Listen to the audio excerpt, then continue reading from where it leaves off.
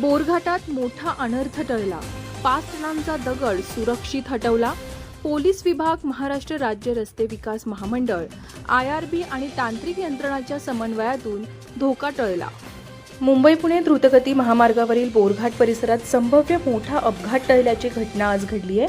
यशवंतराव चव्हाण मुंबई-पुणे द्रुतगती महामार्गाच्या मुंबई लेनवरील किलोमीटर 42 जवळील आयोडीशी बोगद्याजवळ सुमारे 50 फूट उंचीवर सुमारे 5 टनाचा मोठा दगड संरक्षण जाळीत अडकून राहिल्याचे निदर्शनास आले होते.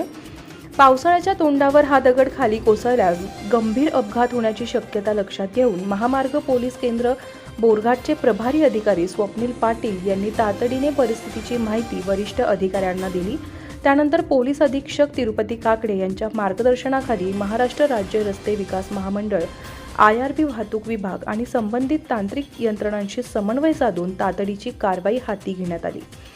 या संदर्भात अप्पर पोलीस महासंचालक प्रवीण साखळे यांनी विशेष आदेश जारी करून 18 जून रोजी दुपारी 12 ते 2 या वेळेत संबंधित भागातील वाहतूक नियंत्रित करण्याचे निर्देश दिले.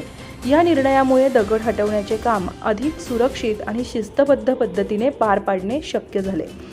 या संपूर्ण कारवाईत पोलीस अधीक्षक तिरुपती काकडे, पोलीस उपअधीक्षक पुष्पलता दिघे बांडव, पोलीस निरीक्षक भरत शेंडगे, प्रभारी अधिकारी स्वप्नील पाटील यांच्यासह महामार्ग पोलीस केंद्र पळसपे, खंडाळा आणि वडगाव येथील अधिकारी व कर्मचारी घटनास्थळी उपस्थित होते. महाराष्ट्र राज्य रस्ते विकास महामंडळाचे कार्यकारी अभियंते, IRB विभागाचे अधिकारी व कर्मचारी आणि संरक्षण जाळी उभारणाऱ्या मेकाफेरी इन्फ्रास्ट्रक्चर प्रायव्हेट लिमिटेड कंपनीचे साईट इंजिनियर अक्षय परशिया व अभिजित सावंत यांनी त्यांच्या तांत्रिक पथकासहित ही मोहीम यशस्वीरित्या पूर्ण केली. संपूर्ण कारवाई दरम्यान पोलीस विभाग, महाराष्ट्र राज्य रस्ते विकास महामंडळ, IRB आणि तांत्रिक पथक यांच्या अचूक समन्वयामुळे कोणतीही जीवितहानी अथवा अपघात घडला नाही. दुपारी 1:40 दगड सुरक्षितरित्या खाली उतरवून महामार्गावरील दोन्ही बाजूंची वाहतूक पुन्हा सुरळीत करण्यात आली.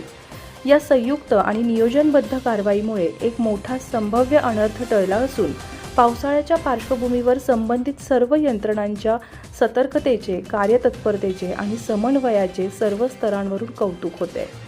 धम्मशील सावंतसह न्यूज ब्युरो, रायगड, महाराष्ट्र.